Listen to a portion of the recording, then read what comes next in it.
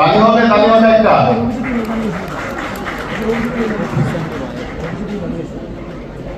আপা একটা প্রশ্ন, সংসার এতদিন সুখে শান্তিতে আপনি একসাথে থাকেন, একটু মাশাআল্লাহ বলি, মানে বলা যায় মাশাআল্লাহ। আসসালামু আলাইকুম, শুভ সন্ধ্যা। আমাদেরকে সম্মান জানানোর জন্য আমরা কর্তৃপক্ষকে ধন্যবাদ জানাচ্ছি। সংসার সুখের পেছনে যদি বলো তো বলবো শুধুমাত্র স্বামী এবং স্ত্রী মিলে সংসার আসলে সুখের হয় না।